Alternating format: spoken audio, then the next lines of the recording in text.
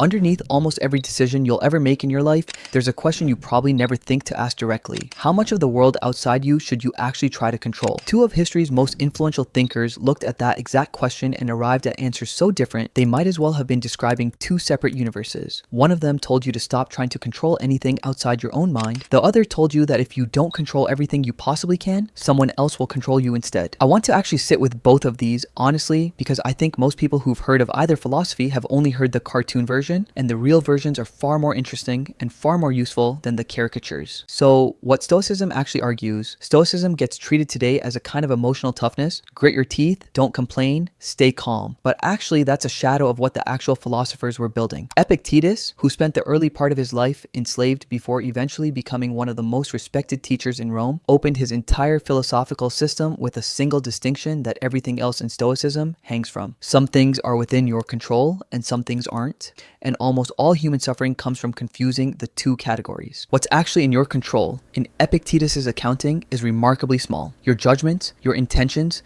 your responses. That's essentially the whole list. Everything else, your reputation, other people's opinions of you, your health, your wealth, whether the people you love outlive you, whether your work succeeds, falls in the category of things you can influence but never fully command. And the entire practical project of Stoicism is training yourself to stop investing your peace of mind in that second category, because anything you don't control can be taken from you, and anything that can be taken from you is a source of constant, low-grade anxiety for as long as you're attached to it. Marcus Aurelius, writing privately to himself while running the largest empire on earth, comes back to this same idea again and again in Meditations. And what strikes me reading him is that this wasn't abstract philosophy for a man in a comfortable chair. He was dealing with plague, war, betrayal from people he trusted, and he kept returning to the same discipline. Separate the event from your judgment about the event, because the event itself is neutral, and the suffering comes entirely from the story you attach to it. This isn't passivity. It's a very specific kind of active discipline, aimed inward rather than outward, that asks you to pour your effort into the one place effort actually pays off reliably: your own character, your own responses, your own choices, and release your grip on everything else. What Machiavelli actually argues now, put that next to Niccolò Machiavelli, writing in Florence roughly 15 centuries later, watching the political world around him fall apart with a regularity that would make anyone cynical. The prince gets summarized as the ends justify the means, which isn't quite what Machiavelli actually wrote, and the flattened version does the real argument a disservice. What Machiavelli was actually doing was something almost nobody had done before him in Western political writing, describing how power actually works based on direct observation rather than how philosophers wished it worked. Earlier political writers, going back through most of the classical and medieval tradition, wrote about ideal rulers governing ideal states with perfect virtue. Machiavelli looked at real rulers governing real states and noticed that the ones who survived and thrived were rarely the most virtuous ones. They were the ones who understood that virtue, applied without judgment about timing and circumstance, gets you killed or conquered by people who don't share your scruples. His actual argument is closer to this. A ruler who wants to maintain good outcomes for the people under them sometimes has to be willing to act in ways that conventional morality would condemn, because the alternative, clinging to personal virtue while your state collapses around you, produces far worse outcomes for everyone, not just the ruler. Machiavelli famously wrote that it's safer to be feared than loved if you can't have both, not because he thought fear was pleasant, but because he'd watched love prove unreliable the moment it became inconvenient for the people offering it, while fear tends to hold even under pressure. This is cold. It's also, if you look honestly at how institutions and power structures actually behave, frequently accurate. So where they're actually answering different questions. Here's what I think gets missed in most comparisons of these two, and it's worth sitting with because I don't think they're actually as opposed as they first appear. Stoicism is fundamentally a philosophy of the self. How do I remain composed, virtuous, and at peace regardless of what happens to me? Machiavelli is fundamentally a philosophy of the system. How does someone responsible for other people's fate navigate a world where other actors are not going to play fair? A Stoic asks, what is the right response given that I can't control the outcome? Machiavelli asks, what produces the right outcome,